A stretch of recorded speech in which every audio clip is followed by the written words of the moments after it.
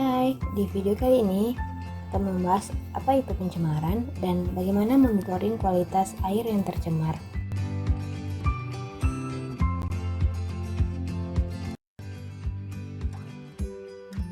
Pencemaran merupakan masuknya bahan tercemar berupa zat, energi, atau komponen lingkungan hidup yang dilakukan oleh manusia maupun secara alami ke dalam tanah dan air, dan akibatnya kualitas air menjadi menurun. Tingkatan pencemaran lingkungan terbagi menjadi 4 tingkatan. Yang pertama, pencemaran tidak menyebabkan kerugian. Yang kedua, pencemaran mulai mengganggu komponen ekosistem. Dan yang ketiga, pencemaran mulai menimbulkan reaksi fatal pada tubuh dan penyakit kronis. Dan pada tingkat keempat, pencemaran sudah terlalu parah dan dapat menimbulkan kematian pada makhluk hidup. Pencemaran lingkungan terbagi menjadi 3 jenis, yaitu pencemaran air, pencemaran tanah, dan pencemaran udara.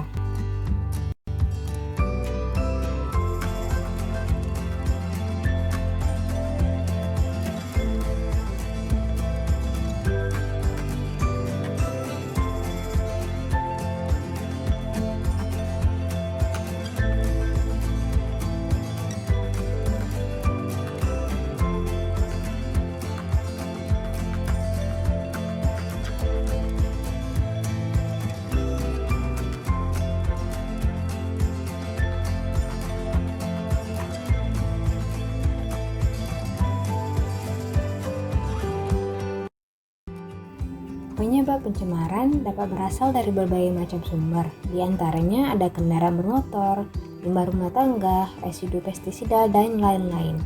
Sumber pencemaran berbeda tergantung jenis pencemaran lingkungan. Yuk, mari kita lihat pembahasannya.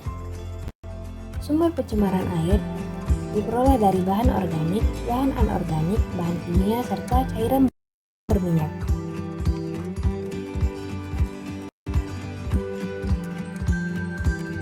Sementara pada pencemaran tanah disebabkan oleh bahan logam, bahan kimia organik, bahan pupuk anorganik, serta zat radioaktif. Pada pencemaran udara, sumber pencemarannya berasal dari oksida karbon, gas nitrogen, gas organik volatil, suspensi partikel, substansi radioaktif, dan suara dari kendaraan bermotor. Salah satu sumber pencemaran berasal dari rumah tangga. Data Dinas PU menunjukkan jumlah penduduk terus mengalami peningkatan dari tahun 2006 yang berjumlah 245.224 meningkat menjadi 278.937 pada tahun 2010. Dengan meningkatnya jumlah penduduk, maka meningkat pula kegiatan rumah tangga, baik itu yang menimbulkan limbah rumah tangga maupun yang tidak menimbulkan limbah. Artikel pada koran Tempo di tahun 2018 menunjukkan bahwa rumah tangga menjadi penyumbang utama timbunan sampah, yaitu sebesar 62%, dan diikuti oleh pasar tradisional, pusat perniagaan, kantor, kawasan, serta fasilitas publik lainnya dengan persentase masing-masing sebesar 13%, 7%, 5%, 4%, dan 3%. Berbicara perairan, hal itu tidak terlepas dengan yang namanya sungai.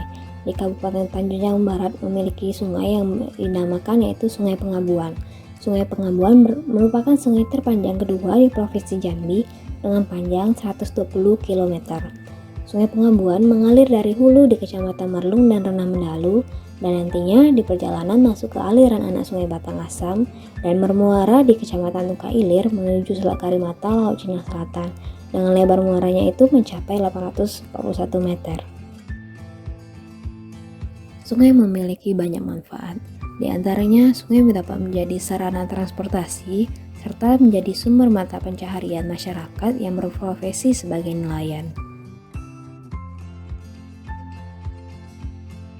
Selain itu, sungai merupakan tempat hidup dari berbagai jenis tumbuhan dan hewan-hewan air lainnya. Data Dinas PU Kabupaten Tanjung Jabung Barat menunjukkan di sepanjang sempadan sungai ditumbuhi vegetasi bakau, api-api, nipah, dan berbagai jenis mangrove lainnya. Banyaknya aktivitas masyarakat di sekitar sungai menandakan vitalnya fungsi sungai bagi kehidupan masyarakat. Jika terdapat banyak sampah di pinggiran sungai maupun di aliran sungai, hal itu dapat mengakibatkan penumpukan dan mengotori sungai itu sendiri.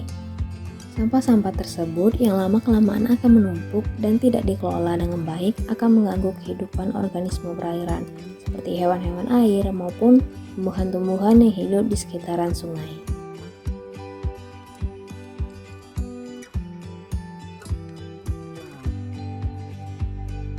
Sampah-sampah tersebut yang menumpuk dan tidak dikelola dengan baik akan masuk ke sungai dan hal tersebut berpengaruh terhadap kualitas air dan organisme di dalamnya, sehingga diperlukan upaya untuk memonitoring atau memantau kualitas dari suatu perairan tersebut. Upaya monitoring dapat dilakukan dengan agen biologi, yaitu menggunakan indikator biota air. Penggunaan biota untuk memantau pencemaran lingkungan disebut sebagai biomonitoring. Menurut Prabhakara et al., prinsip yang mendasari biomonitoring adalah tingkat polutan dalam jaringan organisme, di mana ukuran proporsional zat racun yang masuk ke biota itu menunjukkan kemungkinan polutan masuk dan mempengaruhi ekosistem perairan. Indikator yang dapat digunakan untuk memantau atau memonitoring kualitas perairan adalah ikan glodok atau mudskipper. Ikan glodok merupakan ikan unik yang penghuni pinggiran pantai dan muara sungai. Spesies yang paling banyak tersebar adalah dari genus Periophthalmus yang diperkirakan berjumlah 18 spesies. Pada lingkungan zona sedang ditemukan spesies Boleophthalmus dan Scartilaus.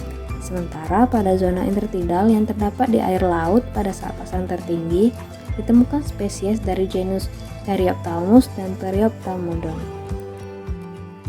Menurut Kadarsah et al., ikan glodok sangat sensitif terhadap lingkungan sekitar, sehingga keberadaannya dapat mendeteksi tingkat pencemaran di ekosistem perairan pesisir. Hal ini juga didukung oleh Polgar and Lim, di mana ikan glodok merupakan ikan potensial sebagai bioindikator lingkungan perairan yang tercemar. Ikan ini memiliki toleransi yang tinggi terhadap polusi organik, sehingga paling banyak ditemukan di dekat pemukiman pesisir. Menurut Effendi, perubahan lingkungan dapat berpengaruh terhadap ikan glodok, terutama pada panjang dan bobot tubuh. Kondisi suhu dan kualitas air itu merupakan faktor utama dalam pertumbuhan ikan. Selain itu juga terdapat faktor lain seperti umur dan jenis ikan glodok, serta jumlah ikan lain yang memanfaatkan sumber daya makanan yang sama. Berdasarkan penelitian Ansari et al. Yang berjudul Mudskipper, a Biological Indicator for Environmental Monitoring and Assessment of Coastal Waters, Ansari menyatakan ikan glodok dapat mengakumulasi senyawa beracun dengan konsentrasi yang sangat tinggi di dalam jaringannya.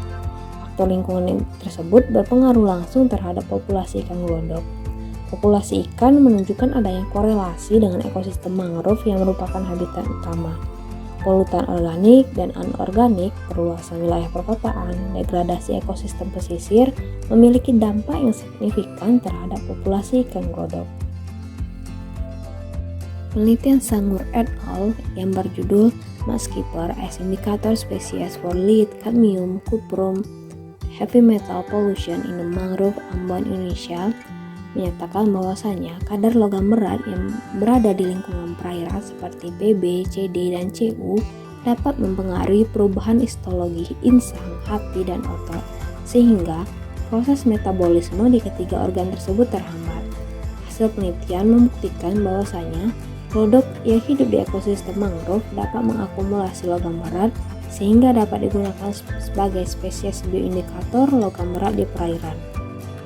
Penelitian Kadarsah et al. Juga menunjukkan bahwasanya distribusi logam pada jaringan ikan glodok bervariasi dari skala yang sangat akumulatif.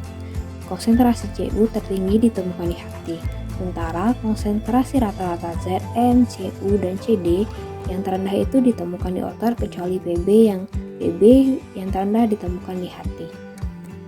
Dari beberapa penelitian menunjukkan bahwasanya ikan glodok atau mudskipper dapat menjadi organisme monitoring yang potensial.